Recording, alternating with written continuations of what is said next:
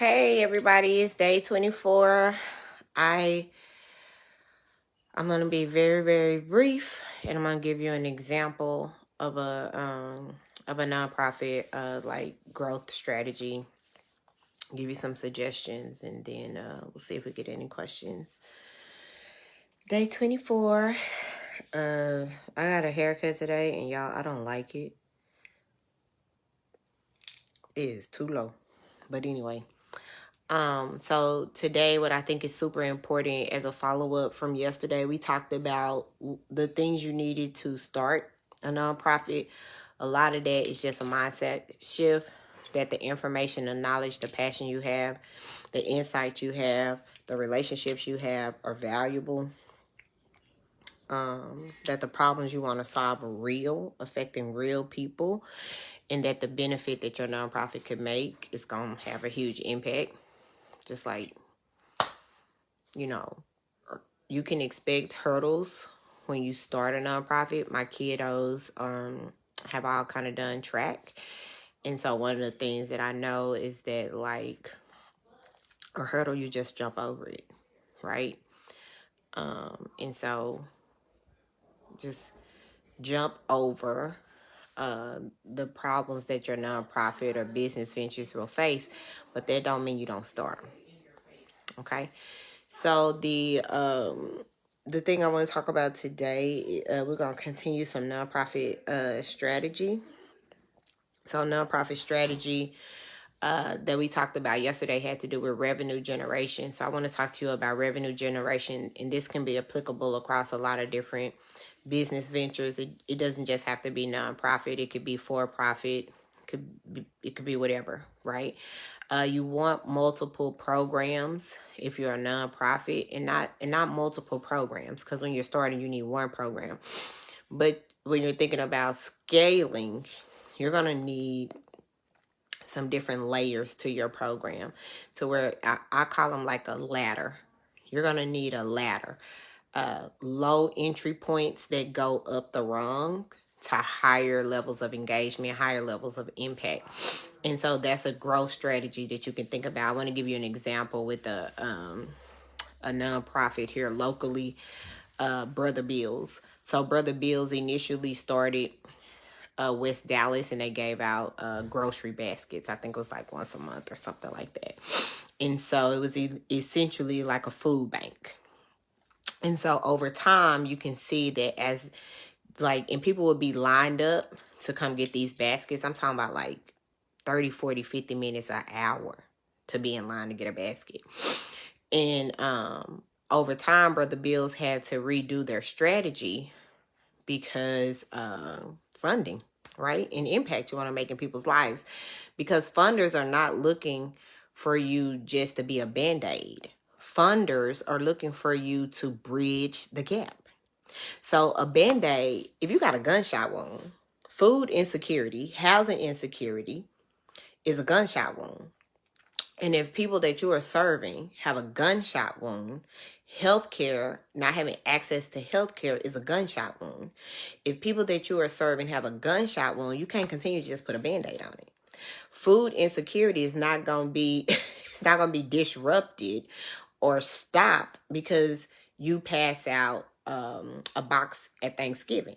That's a Band-Aid. And while people may get behind you providing a Band-Aid because you're passionate, because you can identify a problem, because they care about the demographic or the segment that you're providing these services to, people don't want to keep putting Band-Aids over gunshot wounds.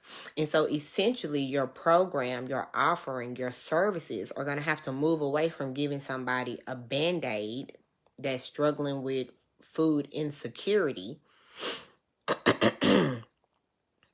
right? And you're going to have to provide a bridge. What are the skills, competencies, resources that they need to be able to stop having food insecurities, right? One of them is livable wages. So you might not have jobs to offer people, but how can you prepare people for the job market? Right? So while they're waiting in your line for 40, 50 minutes, 30 minutes to come and get a food basket, how can they be improving a skill? How can you have a radio or a vlog playing that they are getting couponing tips, right? Because either you need to make more money, you need to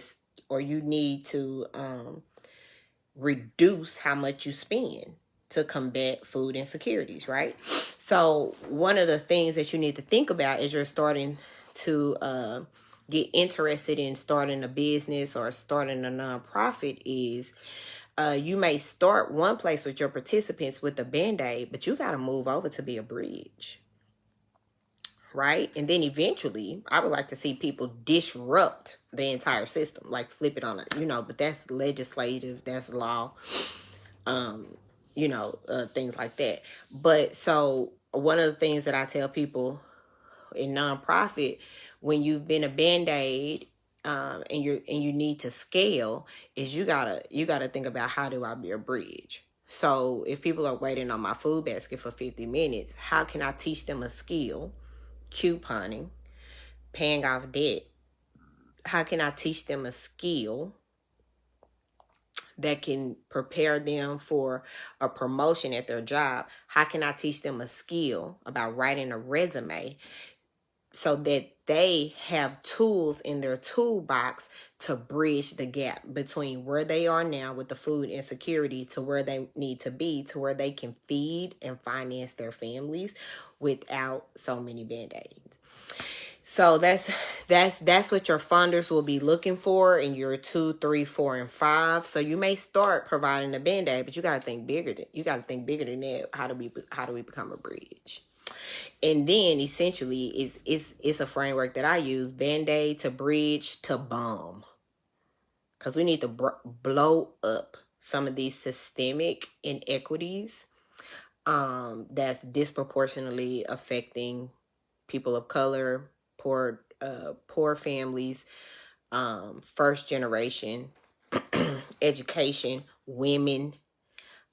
So yeah, so don't get me started on that. I think I was called to be a bomb, so I like to blow stuff up. So somebody said they want to provide, earlier in one of the lives, someone said that they wanted to provide services to seniors to navigate systems and resources.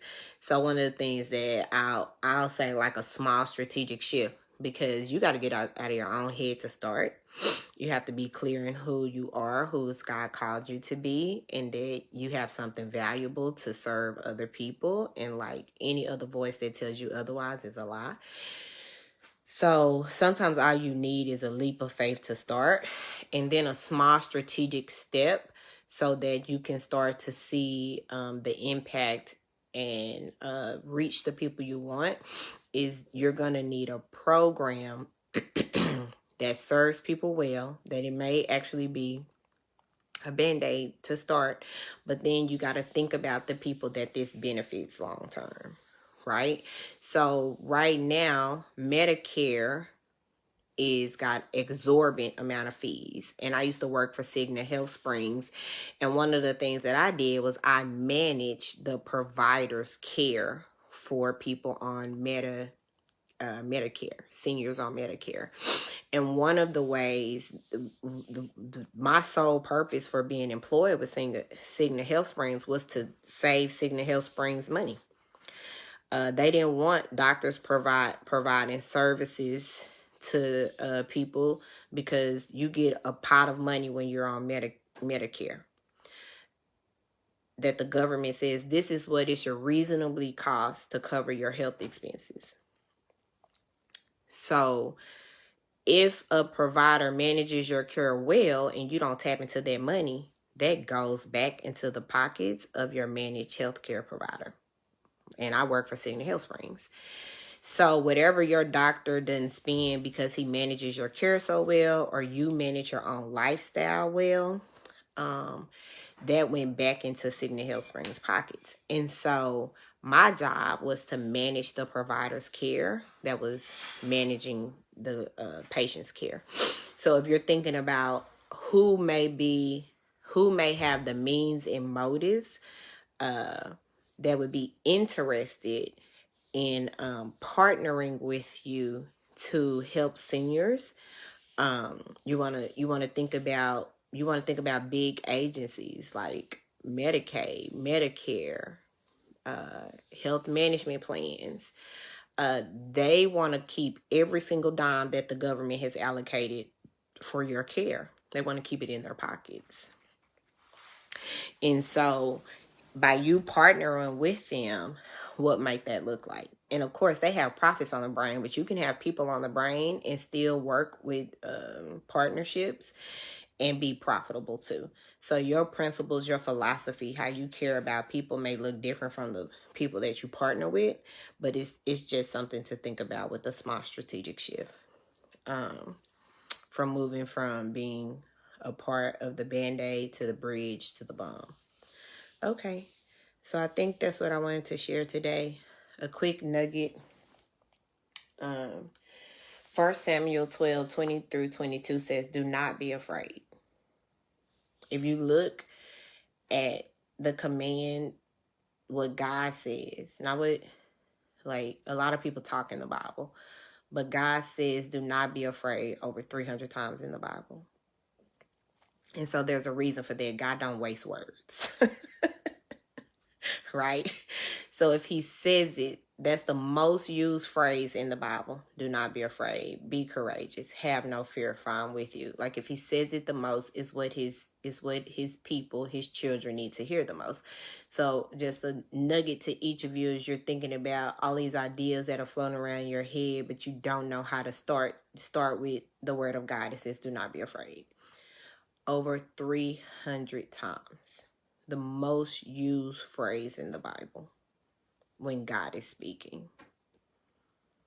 Don't be afraid. So, yeah. I'm going to say what God says to you. Don't be afraid. And of course, that scripture was referencing something else. But Samuel is talking to, he's talking to the Israelites. And he's telling them, like, you've done all this evil. You've turned away from the Lord. You serve idols. Like, haven't we all? But he goes and he says, for the sake of his great name, the Lord will not reject his people, because the Lord was pleased to make you his own. It don't matter what you have done. Do not be afraid. God will not forsake you. He will not leave you. And he himself will sustain whatever you want to start. Okay. God bless y'all. See y'all tomorrow.